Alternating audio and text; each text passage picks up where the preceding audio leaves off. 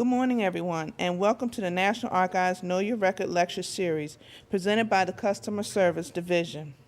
For a list of upcoming events, please pick up the calendar of events available at the various kiosks, lecture racks, and online at www.archives.gov. Also, please remember to sign in the back of the room, and please take time to fill out a copy of the evaluation form so we can continue to focus our programs on areas of interest to you. Today's speaker is Reginald Washington. Mr. Washington is an archives/genealogy specialist with the research branch of the National Archives and Record Administration. He lectures frequently on records and research procedures of the National Archives and has served as an African American genealogy subject area specialist at NARA for the past 12 years. Mr. Washington is currently serving as a member of the Editorial Advisory Board for the National Genealogical Society Quarterly. Ladies and gentlemen, please welcome Mr. Washington. Good morning. Certainly is indeed a pleasure to be here and see we have standing room only. But nevertheless, we want to excited about this presentation, and certainly hopefully when you leave here this afternoon, you'll know a lot more about Freedmen's Bureau records and more specifically Freedmen's Bureau marriage records. Before I actually get into the presentation, at least to the point of talking about the marriage records themselves, I need to discuss the Freedmen's Bureau Preservation Project that has been for the past, well, we completed that project. It was a project where we actually got monies to microfilm the Freedmen's Bureau field office records. And we started that project in 2001, and certainly it was completed in 2006, where we microfilmed all the field office records of the Freedmen's Bureau. Now, basically to better understand that situation, or best way to understand how to use the Freedmen's Bureau records and navigate them and understand why marriage records were created and other kinds of records were created, you need to know how the Bureau was structured. And basically the Bureau began in 1865. Its primary mission was to assist former slaves in making the transition from slavery to freedom. And in doing that, they provided, they were involved in almost every aspect of the freedmen's lives. They issued rations. Certainly after the war, there was destitution among both blacks and whites. They issued rations. They opened up medical facilities, hospitals, dispensaries. They assisted former slaves in transportation efforts. Sometimes persons had been disrupted from their family, either voluntarily or involuntarily. So the Bureau, they would come to the Bureau for assistance to get transportation back to their loved ones. Certainly, the Bureau assisted in terms of providing employment, education. They assisted black soldiers and their family members and their heirs to get back pay, bounty payments, and pensions. Freedmen came to the Bureau to register complaints about how they were treated and how different things were going on with them. And in that vein of all these activities, whether it was rations, labor contracts, complaint records, transportation records, you're going to find records that document the marriage relationship. But more specifically, we do have records that deal exclusively with marriage records as well, because one of the activities that the Bureau was involved in was solemnizing the relationship of those former slaves who married as slaves, and they regularized their marriages, and this was where they issued marriage licenses, certificates, and registered former slaves in their marriages. And we're going to look at some documents from those records and give you some heads up on how to use the records and where some of these marriage records are found. We did an article back in the spring of 2005. It's entitled Sealing the Sacred Bonds of Holy Matrimony. This is the handout we're going to have, but we don't want you to really read it as we go through.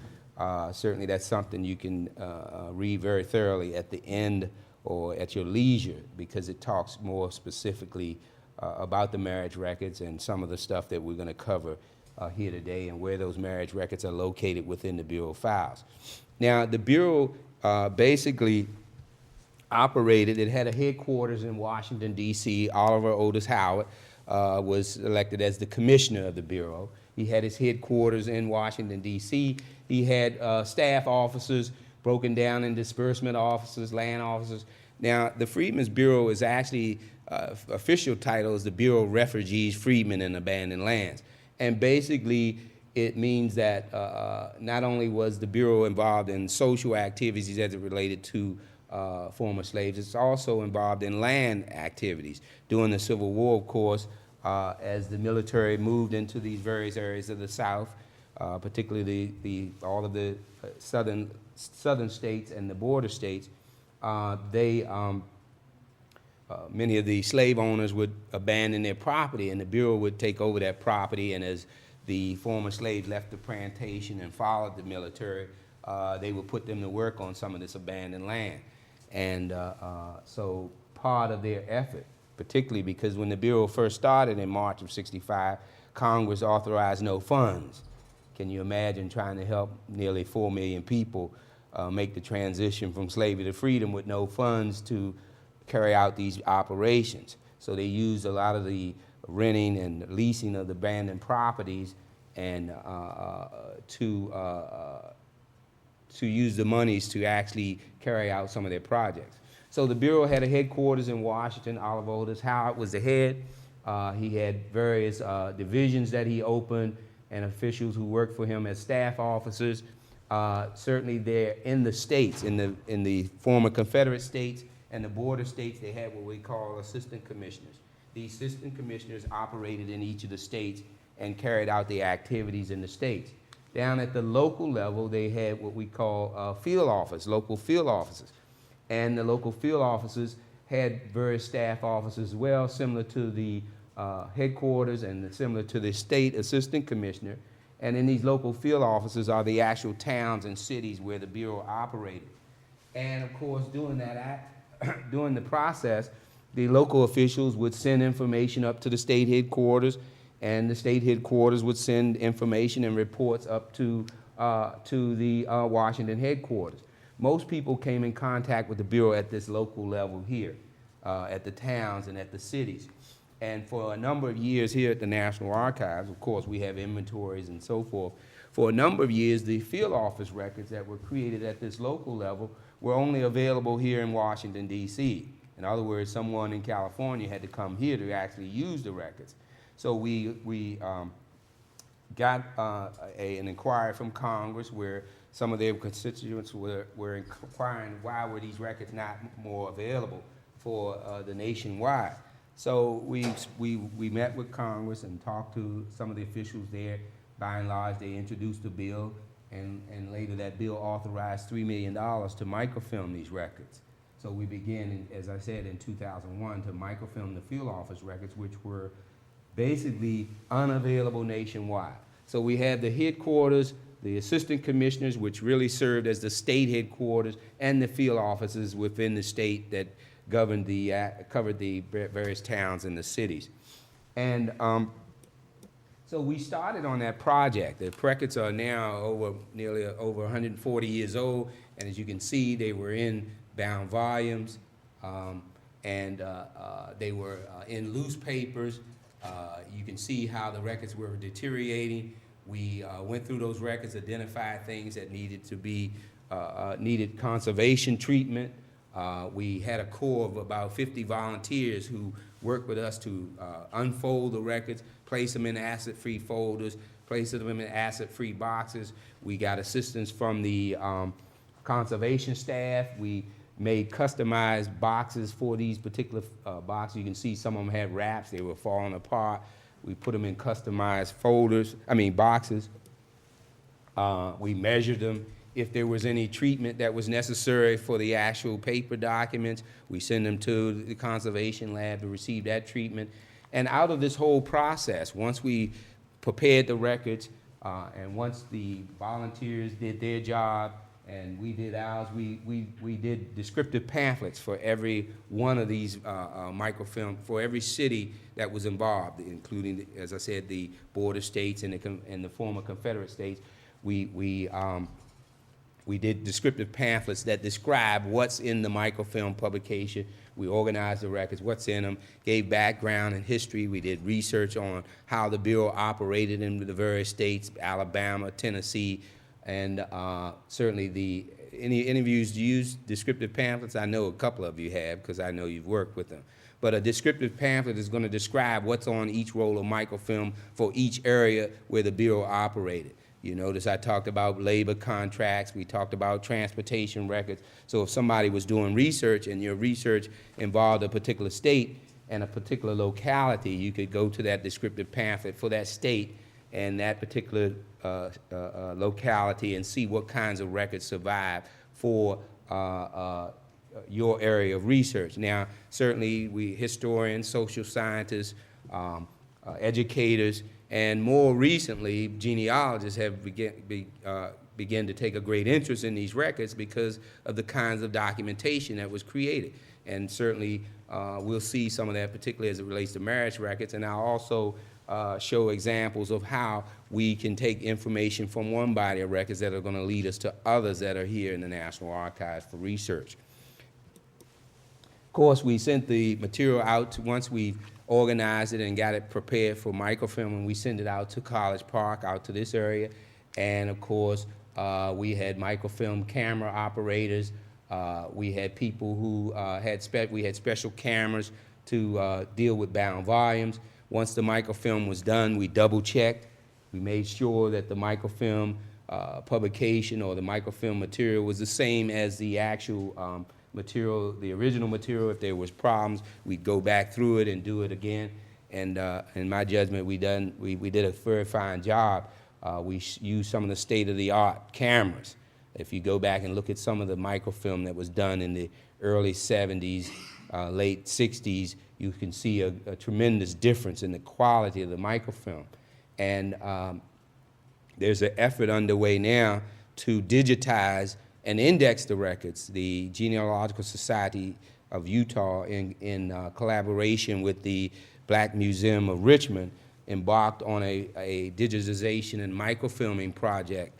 And they started with the Virginia microfilm, which was one of the largest ones. Microfilm publication was one of the largest. And of course, it was also, last year was the 400th anniversary of Jamestown. So they began with that. And they're looking for volunteers to help out in terms of identifying the records and helping with the digitization and the indexing of the records. And it's going to be a big project. Well, it's already a big project, and certainly the ultimate goal is to do all the states, all of the microfilm material. We supplied the microfilm. They're going to do the digitization and indexing, and ultimately the material is going to be put online. It's going to be free to the general public. Now, of course, out of this project, you remember we talked about the fact that the records weren't available nationwide. So as a result, when we spoke with Congress and had hearings, we said, well, the best way we can make this more accessible, not only microfilm, but make it available throughout all of our regional branches in the National Archives system. We have 13 regional service centers. So we make these microfilm publications for all the states available at our regional branches throughout the United States. We make it also, which is a first, we make it available through our microfilm rental program.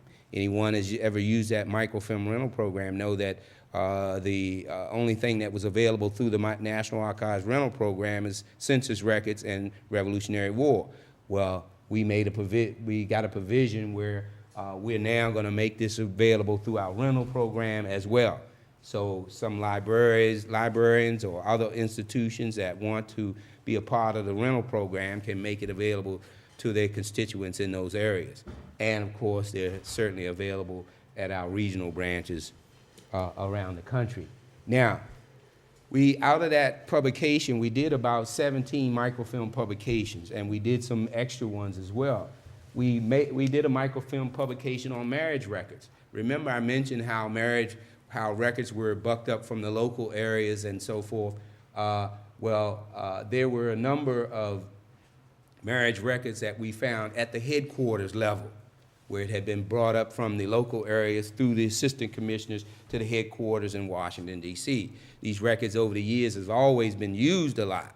And of course, that impacts the condition of the records. So as a result of the project, we were able to take those headquarters marriage records that were sent to the headquarters and made it into a microfilm publication. There are 5 rolls of microfilm. And of course, M1875 is the microfilm publication. Now, of course, the records don't cover every state. And one of the reasons, and I'll get into that a little further, but also there's a handout I believe many of you may have or may not have, is the Black Family Research. In that publication, we did a section on the Freedmen's Bureau, and it identifies all the microfilm publications we produce as it relates to the various states in which the Bureau operated.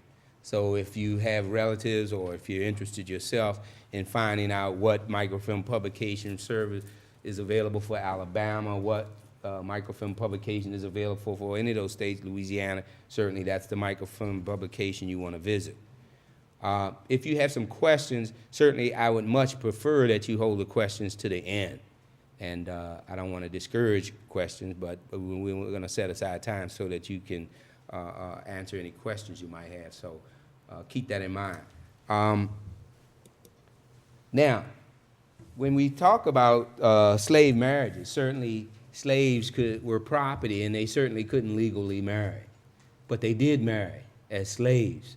Oftentimes, the marriage situation existed where they would go to the owner and say, hey, we want to be married. So the owner would say, okay, y'all cool, y'all can marry, and you know, they would just go live in a cabin together. So that might have been the extent of the marriage. In some cases, particularly for some of the slaves who lived maybe in the house, they might have a marriage ceremony where they'd have a white preacher or a black plantation preacher say the words over the ceremony, and certainly they would have a big festival and food and all this sort of thing. And we hear that the talk of jumping the broom, where jumping the broom was not actually the marriage ceremony. That wasn't the extent of the ceremony. That was something like the post-nuptial activity. After the marriage had been consummated and the words were said, then they might jump over the broom. There's an interesting story, and I included in there, not necessarily a story, but sometimes they would jump the broom, and if someone, let's say if the bride or the groom failed to get over the broom without knocking it over, then that would determine who would be the boss in the family. And certainly if both were able to successfully jump over the broom, then without knocking it over there was no one was going to be the boss. But we know how that works in reality. But anyway, in some cases you had persons who lived on separate plantations. The wife might live on one plantation and the husband might live on another. You had situations where there might have been more males on one plantation and more females on another. So to keep everybody happy and keep a successful operation going, they would allow men to marry persons on other plantations. If they lived a distance, sometimes they would visit the wife on a weekend. If they lived nearby, they could visit with them daily. So they referred to them as abroad marriages, where the wife lived somewhere else and the husband lived on another plantation. But if there were children, of course, the children were owned by the owner who owned the wife. And certainly, obviously, the husband had no authority over the situation at all. So as a result of these marriages, and we're going to look at some very interesting documents that are going to show that, you know, these people were marrying long before they were being issued licenses and certificates by the Freedmen's Bureau or any of the state governments. Now, one of the earlier records that we have in the Bureau files is an 1861 list of this Reverend L.C. Lockwood, who was a part of the American Missionary Association. You know, during the war, a number of the northern societies, benevolent societies were coming into the areas. A lot of them had a religious flavor and so forth, and they were concerned about the moral development of the former slaves and so forth, and they came in and they were ministers and they encouraged the federal government and the Army at the time. And of course, the Army had, of course, chaplains and so forth. So in these various departments of the Army that operated out during the military period, certainly they were encouraging the marriages of these former slaves.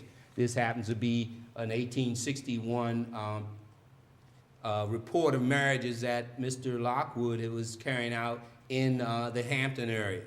And as you can see, he gives the names of these individuals. There were other, it's a very lengthy list of marriages, and it gives some that were married where persons, blacks, were married at Fortress Monroe.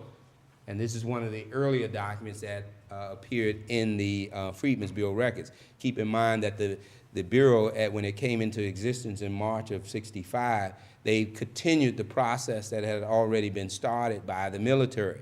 And certainly that process continued on. And some of when the Bureau was created, it was created in the War Department. So some of the same individuals who were operating as commanders and officials for the various departments of the Army certainly just went right into some of those Freedmen's Bureau positions as well, and then they continued on. So this is one of the earlier documents that we found in the Freedmen's Bureau records documenting that. And normally these departments would send out an order. General Lorenzo Thomas was head of the Department of Tennessee and Arkansas, and he sent out a special order in March of 2864 saying any ordained ministers of the gospel credited by the General Superintendent of Freedmen is hereby authorized to solemnize the rights of marriage among freedmen. And of course, they would issue marriage licenses and instructions on how this activity would be carried out. Then, of course, they would, the Department of Tennessee and Arkansas eventually became the Department of Mississippi, and you can see they had these registers that they created. Now, these registers were created for several reasons. Certainly, they wanted to know who these people were being married, particularly if they were going to eventually have claims against the government. And they wanted to know who they are and what they, so they could match it up with information to prove that these people had been married. Now, as you can see, they provided different kinds of information, certainly the date that the persons were married, the name of the male. Some cases you'll find where some of these individuals were serving with the U.S. colored troops during the Civil War. So you find their company and regiment. You find actually the names of the female.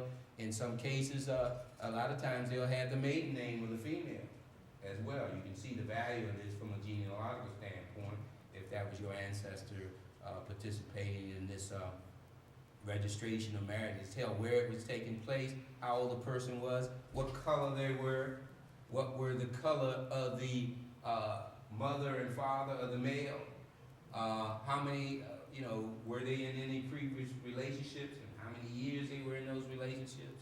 Did they have any children as a result? Were their previous relations, how were they separated from their previous relationship? In some cases, you might see death. You might see they were sold away. They did the same thing with the female.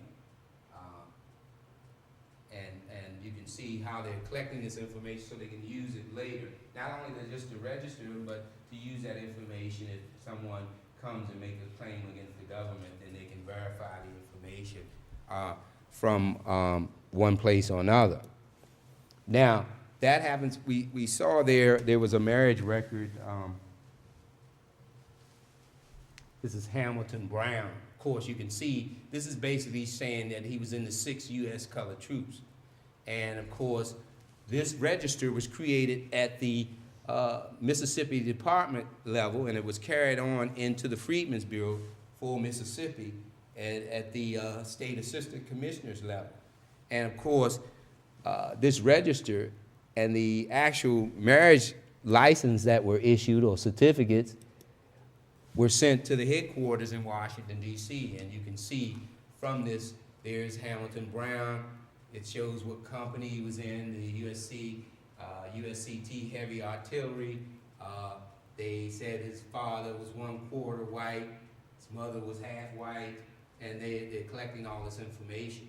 In later years, in 1865, I would say by 1867, many of the state legislatures passed laws which recognized the former slaves' marriages and gave instructions on how they should go about, where they should register these marriages, where they should come and record it at the local courthouses or whatever the situation. So the Bureau was pretty much responsible. They took the responsibility of, in those places where there were no laws on the books, or where in some states they might have had laws and certain counties refused to do it, then the Bureau would step in and marry these people and register them, issue licenses and certificates. So we can see here's a register that existed in the assistant commissioner's level. The actual returns were sent to the headquarters in Washington, D.C., and they appear among that microfilm publication that I mentioned to you earlier. Now, also at the, there's a marriage license at the headquarters level for Mr. Hamilton and his wife, Charlotte. And certainly you can see it's a result of this order that the marriage license is being created, that we mentioned that Samuel Thomas ordered for the Department of Tennessee and Arkansas in March 28 of 1864. Now, once the Bureau was actually involved in the activity, Oliver Otis Howard sent out his orders on to his commissioners and all his lower level officials of how this marriage situation would be handled. And he's saying in places where the local statutes make no provision for the marriage of persons of color, the assistant commissioners are authorized to designate an officer who shall keep a record of the marriage, which may be solemnized by any ordained minister of the gospel. So again, he's saying in places where there's no local statutes or provisions to recognize these former slave marriages, then the Bureau would step in and do it. And this is why we don't have records for every area. In that microfilm publication, for example, we don't have records for South Carolina because apparently the people in South Carolina were carrying it out at the local level. The local officials were. We have one marriage record for Alabama, and we'll see that in that area. Now, once the Howard would issue his orders, then the assistant commissioners would send their orders out to their lower level officials, typical government. Past marriages of freedmen, although often formally solemnized, have not been so authenticated that misconduct can be legally punished or inheritance rightly determined. General remarriage of all persons married without license or living together without marriage should be insisted upon. All probate judges, and of course, in a lot of these areas where the Bureau was operating, there was no local government, so the local officials there came under the authority of the Freedmen's Bureau. It was the only authority in there. So acting as Bureau agents are respectfully requested to dispense with the customary bond and reduce the fees according to the situation of applicants. Circumstances may also dictate a separate book of records. These remarriages should be, as far as possible, private, certainly without festivities. So we see each state, once Howard issued his order, they would send out their orders, and a lot of times it wasn't consistent. And we'll see in some areas they collected more information about the marriage relations than in other areas. This is and I hope that's.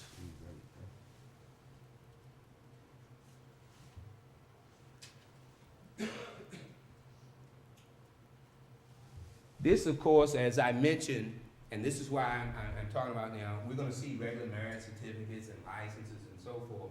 But throughout the Bureau's records, there are other bodies of records that document the marriage relationship. Here's an example where an individual is writing the Bureau to say, hey, I want some people to come to, some folks from Salisbury, North Carolina, to come to Alabama, and I'm going to have them work on my plantation and pay them wages and so forth, but I need the Bureau to supply the transportation. So in that vein, when the Bureau supplied, we see in this case, the guy provides the list of those people in Salisbury, North Carolina, who's going to be coming to Alabama to work on his plantation, but you can see that these are family groups. And here's the gentleman, Alfred Walker, and of course it identifies his wife and his daughters and his other children. And of course, even in this situation, his mother is apparently a part of that situation as well. Then of course we see another person where they mentioned that this is a wife. And this is significant because this is a document that was created in 1867. And I don't know how many of you have ever looked at federal census records. In the 1870 census, that's the first census where blacks are becoming out of slavery into freedom, where you first start seeing former slaves being documented in the federal census, particular slaves. But in that documentation in 1870, they don't identify what the relationships are the individuals in the household. You may be able to surmise it. You may look at it and say, oh, here's the man, he's 46. Here's a woman, she's 42, assuming that that's the wife, but it doesn't say that's his wife.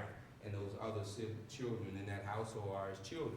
So here's a document prior to the 1870 census that gives you that kind of information and documents the marriage relations in other kinds of records other than licenses and certificates and marriage registers where you can document the marriage relationship and the other Freedmen's Bureau files. This happens to be a register of claims. Remember I mentioned about sometimes the soldiers were killed in action, and the parents and the brothers or the sisters or the wife is coming to the Bureau to get assistance to say, hey, I want to get his back pay. I want to get his bounty money. I want you to give me help in getting a pension for him so I can help support these children. And so they created these registers of these people, and of course you can see even in these registers they're documenting the marriage relationship. Here's Sarah Landman, who's the widow of Benjamin. And of course it gives the company and regiment and so forth of who these individuals are. So these registers or these other kinds of claims records within the Bureau files document the marriage relationship. So certainly you can find that kind of information in various kinds of records. Now, as we can see, I don't know how many of you have used other records in the National Archives, particularly the service records and the pension files that are located downtown. So when we find a document like that, or one of those registers where they say this person was in the military or in the USCT, then we can go and find his service record. We can go find his pension file, which explodes with other kinds of information about him, and I'll show you, we'll see some examples of that as we go through this. Now, here's a register of marriages in Arkadelphia, Arkansas, and it has similar information as we saw in that other file where they're asking about the color of the persons, the names of the individuals. Some of these persons obviously served in the military, their ages. Then, of course, they're asking, do you have any children by previous relationships, that sort of thing. Certainly they identify who the minister who performed the marriage and that sort of thing as well. So we can see from a genealogical standpoint how valuable this information would be for someone who's researching their family member who may have resided in Arkadelphia, Arkansas. Also, it gives historians and sociologists a better understanding of what the marriage relationship was like for former slaves, because they're providing information about themselves that document their activities while they were slaves. Of course, there's other marriage certificates in other areas. I'm just showing you some other areas. They're not just at this headquarters level. They're scattered throughout in other areas throughout the files as well. Headquarters is one area where we have marriage registers and marriage reports of marriages and licensing certificates. There are other areas as well. This is another situation in Yelldale County, Arkansas, where they're documenting the marriage of several individuals. Again, there's a register for Missouri, where you can see where Missouri is collecting less information. So they weren't consistent in terms of how they collected information. Some collected more information than others, where we saw in the earlier registers where they were talking about the color of the parents and the color of the wife's, the female's parents, and how long they've been in a relationship and how they were so, well, some of them don't give as much information. So it wasn't always consistent. This is a register, a marriage register for the District of Columbia. And of course, we see how in certain places they did different things a different way in other areas. Well, in DC, they had a superintendent of marriage. So they had a whole superintendent division set up for marriages alone. And this is a register for the District of Columbia. And if you look closely, particularly at the former residents of these individuals, a lot of the persons who are coming to the District of Columbia are coming from surrounding areas, Prince George's County, various areas in Virginia. So if you were looking for marriage records and you knew your ancestor lived in these areas, Prince George's County and so forth, well, you might not want to look at the records for Maryland. You might want to look at the ones for DC, because that's where you're going to find people coming from those local close areas. Now you can see they're giving the names of the minister, and of course the first and last names of the maiden names of the bride, and certainly where they're coming from. There's other information by whom they were married. Then they make remarks on the side about the particular marriage relationship, and some of them amusing and some are not so amusing. But what's really interesting is this column here. This register was created in 1866, December of 66. Look at what these people were saying when I was married. I was married in 1836 as a slave. This is they're documenting the actual slave marriage. When did that take place? I was married in 1841. We were married since 1858. We were married since 1836. So these people, although they were being issued these marriage licenses and certificates and were being registered, they considered themselves married long before that. And they were telling the bureau officials that this is when we were married. And in some instances, and we'll see other examples, this is a marriage certificate that was issued in Kentucky. And you can see the bureau's letterhead, and it's in John and Emily Porter. It lists the children. I don't know any marriage license where you can add the children listed with their age. And this was an 1866 document. Now, look at what they say here. We have this appeared before me under the oath, acknowledging that they have been living together as man and wife since 28th day of May, 1844. So they're telling you that, hey, we got married. I know this license says 1866, but we were married in 1844. So if you find a document like that and it's your relative, there's nowhere else you're going to find a document like that that tells you about a slave marriage. Now, this is another document here where order was issued by the assistant commissioner in Kentucky, giving these, if you read the order, it'll tell you pretty much what the circumstance. And this is B.B. Manson and Sarah Ann White. And they've been married since October 28, 1843. And it lists the children here. Lists their ages. And not only that, it says, too, the children served in the military. So from what I've been telling you here today and what many of you know about the National Archives, now I can go and find their service record. I can find the pension record and might discover some other information about this family and Sarah and B.B. Manson. Now, I did indeed. I looked through the service record for these persons. This is the service record for one of the sons. Hopefully didn't go too far.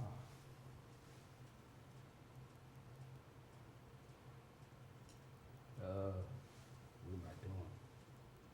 Going too fast. Gotta go back. Okay, this is one of the service records of one of the sons. Now, keep in mind, B.B. Manson, Sarah Ann White. B.B. Manson and Sarah lived on separate plantations. So when the sons went into the military, some took the White name and some took the Manson name.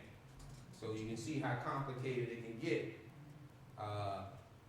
And of course, here's one of the sons, John White. It gives the information. We verify that it's the same unit and everything. Then we go look at the pension, and this is a pension index form. We go and look at the pension index, and we see that John White is an alias. His actual name is John Manson. Now, it's the person that appeared on this marriage certificate. So we find now that he used two names. He used John White as an alias, and his actual name was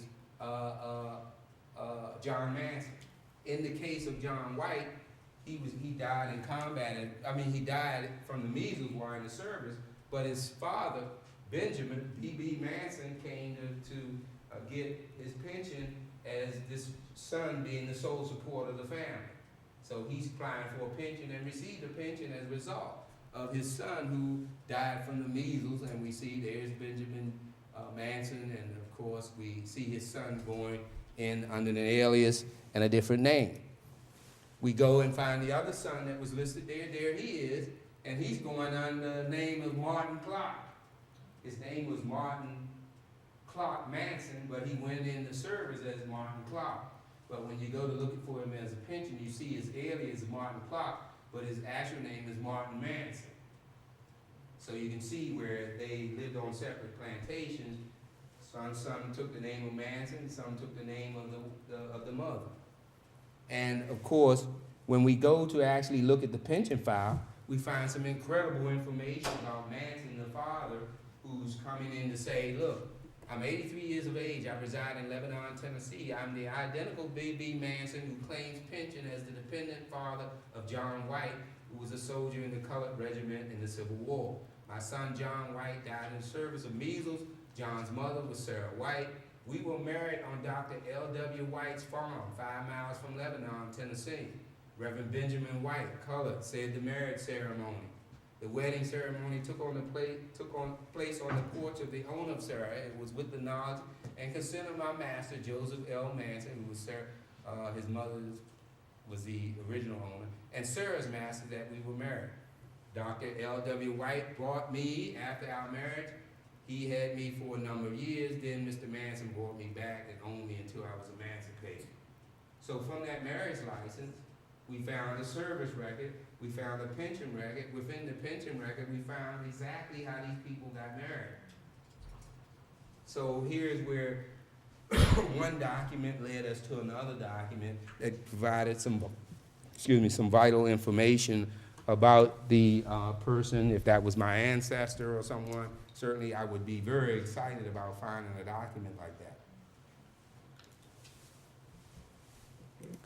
Now, also in the pension file, it says that, hey, one of his youngest sons served in the military too. It wasn't listed on there, but his son served later, after 1866, in the regular army, the Buffalo Soldiers and all those people. So here's a son, a younger son, who appears on that list, that marriage register.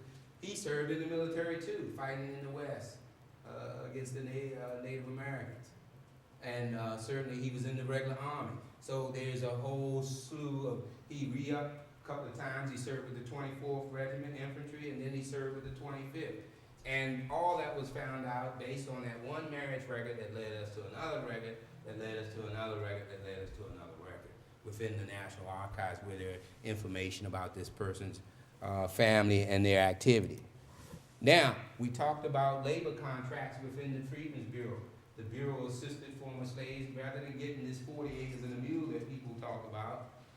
Certainly Andrew Johnson in 1828, in December of 1865, effectively returned the land back to the former owners. So certainly these people had to go to work now. So the Bureau oversaw these labor contracts, sometimes between the former owner or whoever was leasing the property and other individuals. So we know that Manson was living in a certain area. I could go to the microfilm for Tennessee and see if he or his family are involved with labor contracts. So if we look here, down at the bottom here, there's B.B. Manson and his wife Sarah working under a labor contract with J.M.E. Merritt and Robert Sanders. The men are being paid between $10 and $12 a month, and the women are being paid $6 per month. So we can see where we could take information. Although we found a marriage record, they might have had other contact with the Bureau. Maybe they received rations. Maybe they signed a labor contract. Maybe they made a complaint. Maybe they did something in terms of trying to get transportation or whatever the case may be. So the Bureau files may document that family somewhere else as well. Now, from the Bureau file, from the pension file, we found out about Manson's brother. So what I'm going to do, let's go look and see if his brother had contact with the Bureau. Well, the brother got married too. So we're finding not the Manson marriage record and his family, we're finding his brother and his family as well. He talks about his wife, his first wife, second wife, who he had children by, and so forth and so on. So from that record, we not only found about Manson and his family, we found his brother, and we also found his daughter, who married under another name. So we were able to collect not only his brothers and nephews, we also found other information about his wife and who she married. Here she's saying Nancy Jane, formerly belonged to Barry White, was the daughter of B.B. Manson. So not only did he and his brother get married, but his daughter was married as well through the Freedmen's Bureau. And actually, in the pension file, we found out that Mr. Manson was also ordained minister later, became one. And he married some of these people who lived in his community. So a wealth of information from one marriage record led us to another kind of record. Of course, this is just to show that there's other marriage records as well in Louisiana. There's a marriage register. As I said, that article that we wrote back in '05 will bear that out, will tell you where other stuff is and so forth. But as you can see, they collected different kinds of information. Maybe not as much information in some cases, but information nonetheless. Here's a register. It identifies this person, Isaac McLean, his wife.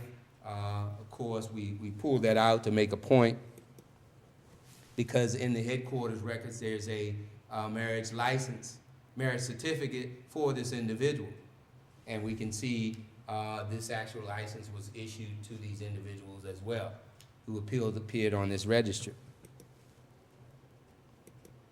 Now, in South Carolina, sometimes because when the Bureau first started, they didn't have enough assistant commissioners. I told you they didn't have money, so they didn't have assistant commissioners to cover every state. So one commissioner might be responsible for several states. Until that state later got monies, and certainly they put a commissioner in Georgia and Florida as well. But before then, Georgia and Florida were under South Carolina. So the South Carolina Assistant Commissioner issued marriage rules. These are the rules that are going to be under which these former slaves can marry. Here, all married persons who shall furnish satisfactory evidence of either the marriage or divorce of a former companion according to the usage of slavery or their decease will be eligible to marry. Certainly, you know, people could be, we talked about earlier, people could be sold away from their relatives. If the husband was sold away or the wife was sold away, well, the guy might go get another wife later, never thinking he'll see that person again. So they're talking about providing, you know, evidence of that nature. All married persons producing satisfactory evidence of having been separated from their companions by slavery for a period of 3 years, and that they have no evidence that they are alive, or if alive, that they will ever probably be restored to them, may be allowed to marry again. Any society of the church having an ordained minister may delegate to him its power to examine applicants and grant permits for marriage. Such power, however, may be revoked at any time. Civil officers may give permits for marriages if the laws of the state provide the same, and such laws are recognized as enforced by the general government. This, of course, is another marriage license for Tallahassee, Florida. Tallahassee was under martial law, so in some instances the provost marshal would marry these folks. And this happens to be William Franklin, and they are in Leon County with Della Dent. They're both in Leon County and so forth, and they're being issued a marriage record. Actually, yesterday I had never done this, but I looked at a bank record, the Freedmen's Bank, which was set up at the same time that the Bureau was set up. It was set up for former slaves to open up bank accounts. Now, I've been, you know, when I was in school, I never heard of a Freedmen's Bank or a Freedmen's Bureau. But blacks former slaves were opening up bank accounts. And when they opened up these accounts, they provided a good deal of information about themselves. Show you an example of that. And I discovered just yesterday, when I just happened to be looking, I said, let me check Frank. Found out, of course, they opened up a bank account. So I looked under the Franklin name and found his wife and so forth, and the wife identified who her parents were. Then I looked under one of the sons that they had from the relationship, certainly had a bank account, and they mentioned who their, who the grandparents were. So there's other records. This happens to be an application for rations. Remember, I mentioned that the Bureau was assisting people with giving them rations, to keep people from starving and whatever. And in this case, in Florida, they would, if a plantation owner, once they leased this property from the Bureau or whatever, would agree to set aside 10 acres for these individuals that work for him to run, to build, to plant stuff for themselves, then the Bureau would say, okay, you don't have to issue them rations, we'll issue. But they have to come to us and apply for it. So in this case, here's Washington Davis applying for rations based on the fact that he's working for this guy Peeler as on his plantation, and of course that application lists again the children and documents the marriage relationship. This again is a document that was created in 1866 prior to the 1870 census, which doesn't identify relationships and families. So it's an important document that does show indeed these people. And this is what a bank record looks like. This is the bank record for Washington Davis. And as you can see, it just tells when he opened the account, where he lived, how old he was, who his wife was, Jane, what the children's names were, their ages, place of birth. He wasn't born in Florida. He migrated for whatever reason, or however reason, he migrated from Georgia to Florida. He gives information about, he's renting a place from this lawyer that we saw in the application. So it lists other members of the family as well, brothers and sisters and so forth. Now, sometimes in the marriage relationship, some of these people who were married as slaves didn't want to continue to be married. Maybe the marriage was forced upon them, I don't know. But they'd come to the Bureau and try to settle these things, and the Bureau officials would go to the headquarters and say, hey, I got this problem, how do I deal with it? Sir, the act establishing and enforcing the marriage relation between persons of color passed by the General Assembly, approved by the Governor of Florida in January last, provides in what manner free people who were living as man and wife before emancipation, who mutually desire to continue in that relationship, shall legalize their marriage, but fails to prescribe how cases are to be disposed of, wherein the parties opposed to being regularly joined in the bonds of matrimony. Madison Davis and Maria Richards, both colored, were living together as man and wife for 7 years.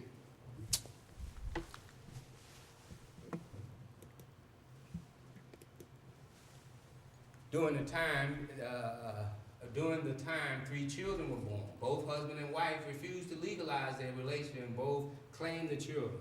I must confess that I'm at a loss to decide which one of the two is to have the children, or what disposition is to be made of the children. Neither husband nor wife seems to be in condition to provide for the children. Still, both appear to have an affectionate regard for the children, and each loudly demands them.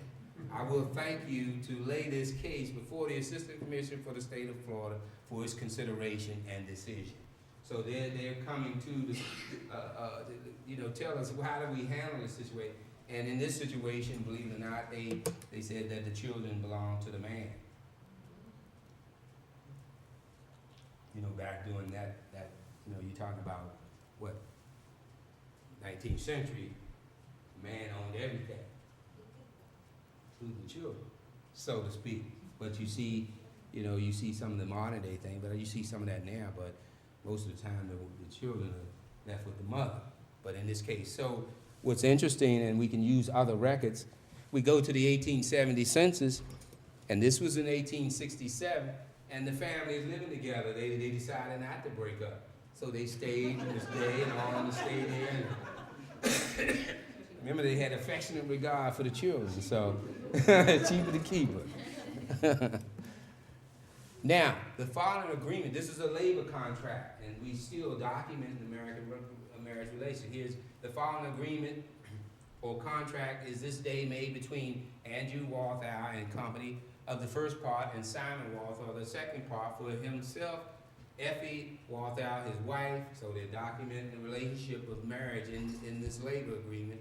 Jenny Walthall, Flora, Hannah, his daughters, Simon, $10 per month, Effie $6 per month, Jenny $6 per month, Flora $2 per month, Hannah $2 per month. Agrees for himself and each member of his family to contract that they will work faithfully for said Andrew Walthall and Company for the year 1867 upon the above terms and conditions. Simon also further agrees that should either himself or any member of his family in this contract at any time during the year leave the work for 1 day without permission of Andrew Walthall, he shall forfeit all rights and claims to any money remaining in their possession by reason of retention of 2/3 of the pay for each month of such delinquent members, and to claim no right to be or have them employed by them, so forth, for the balance of the year. So it not only documents the marriage relationship, it tells you the conditions under which these labor contracts were enforced and what the provisions were for the contractee and the contractor. Some of these contracts were for share the crop. We know about sharecropping and how that system works. So sometimes the money, the contracts were for cash, sometimes they were for shares of the crop. Now, here's another situation where somebody's coming to complain.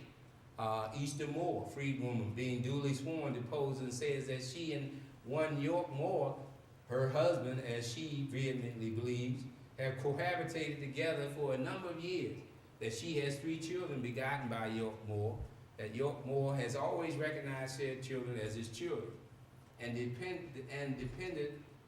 Dependent further alleges that sometime in the fall of the year of 1866, said York left her and commenced living in a state of adultery with one Rena Waters, and that said York is at the present time living in adultery with this lady. So it wasn't all just complaining about being abused by other people. And of course, this is certainly just a military claim where someone is coming to make a claim against the government and is documenting the marriage relationship as well. This is something that's coming to the Bureau, and they providing a marriage license and a marriage certificate as evidence of being married to this person and so forth. Again, this is a report of marriages. Sometimes they just reported about marriages they performed. This happens to be one in Charlotte, North Carolina, and it lists the individuals in the household, the marriage parties who are applying for these licenses. Now, if you're doing North Carolina research, certainly there's a book called Somebody Knows My Name, where Miss Bonetta McGee White produced a publication that identifies by county blacks who married during a certain period, and it's been published. I think she went into the courthouses and gleaned this information. I didn't see anything for Raleigh. That's why I put that Raleigh document up there, because I didn't see anything representing the county for Raleigh. So maybe there was no evidence there at the time that she did the research, but there is evidence that people were at least applying for licenses during the period. This again is another complaint register where a person is coming complaining to the Freedmen's Bureau about someone not behaving or whatever. And this is really what the complaint, this is Louisa McTungay and Gann and Abner McTungan. Louisa complains that Abner, after living 4 years with and after having 4 children by him, deserted her and took up with another woman. The evidence in this case, and this is the Bureau making the judgment, evidence in this case showed that Louisa was the lawful wife of Abner. In obedience to Circular Number 9, Abner was told to live with her and take care of the children or be tried in civil court. And they use this as the following regulation: no marriage or connection recognized as such shall be dissolved except for due process of law. Persons cohabitating together or associating as man and wife according to the uses of the country in the past and recognize such according to the Act of Congress approved by whatever. Again, this is another register for Louisa County in Virginia, and it details the act that established the recognition of the slave marriages, and people had to register their marriages at certain courthouses and so forth. But again, if a certain county wasn't doing it, then the Bureau would step in and do it. So maybe that was the case with Louisa. And I think at some point, some of the Bureau marriage records may have been turned over once the Bureau left to the state government. So it may be some duplication, and then it may not be, it may not have been turned over. And the only place you're gonna find that marriage documentation for a former slave is in the Freedmen's Bureau files. Now, of course, we talked about the article that I suggest you read that to get a better understanding of the entire situation and where there are other marriage records. And of course, there's a National Genealogical Society quarter. Christopher Nordman did another very nice article on marriage, slave marriages and documenting slave marriage. And a lot of the areas where he talked about in that article were not necessarily Freedmen's Bureau records, were other areas where you can find slave marriages and document those kinds of marriages. I'll entertain any questions. About a couple of minutes before 12, according to that. I'll entertain any questions you might have about Freedmen's Bureau marriage records or genealogy in general or whatever. Yes, ma'am, you have a question?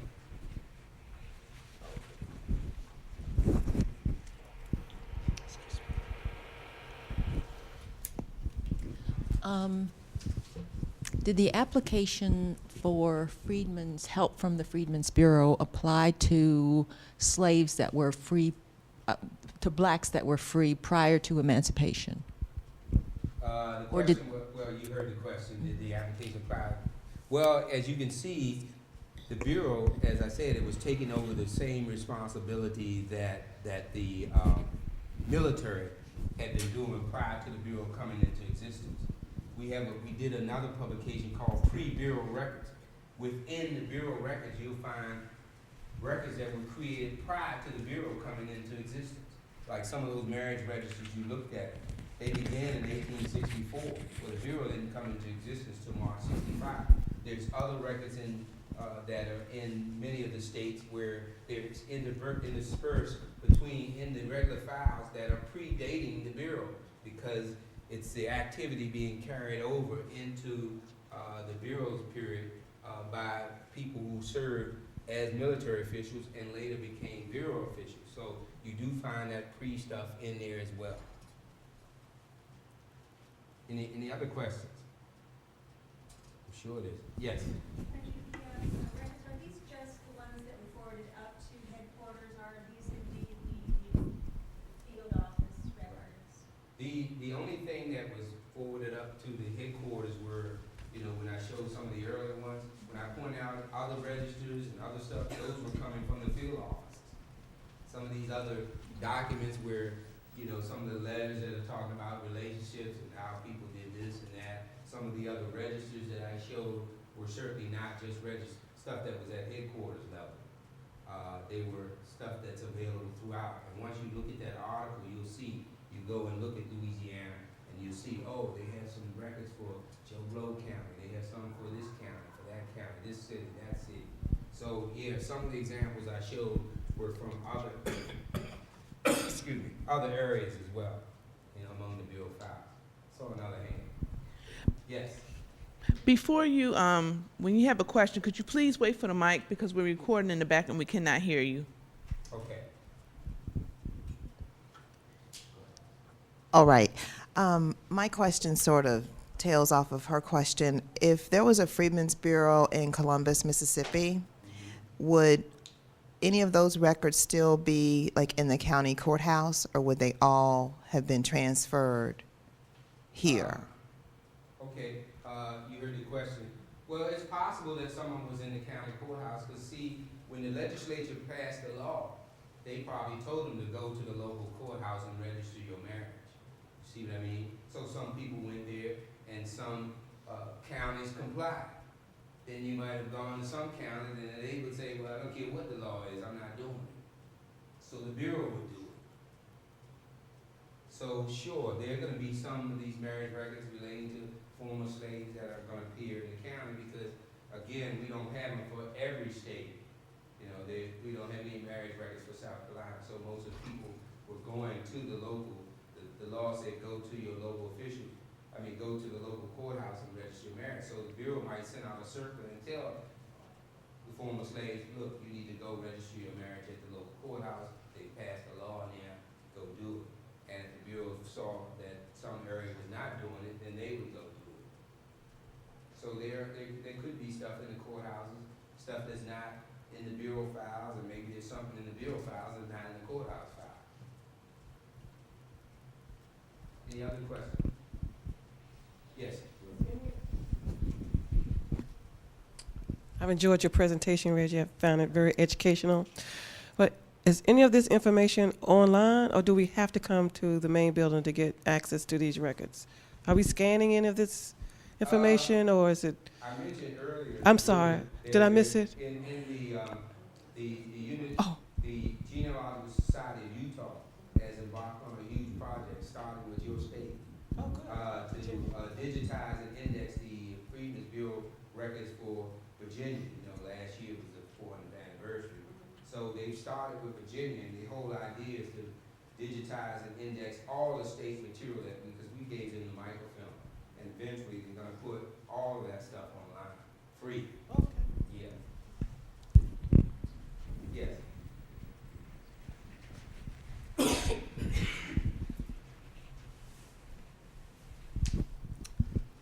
One of the first records that you showed identified a pastor, being documented in that record, and you said he was part of the American Missionary Association. Yes. Do they always identify what group, if a pastor is listed, what religious affiliation he is, or any kind of affiliation?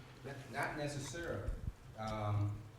In that particular case, they did mention that, this guy, because he was operating there in Fortress Monroe under the auspices of the American Missionary Association, but not always.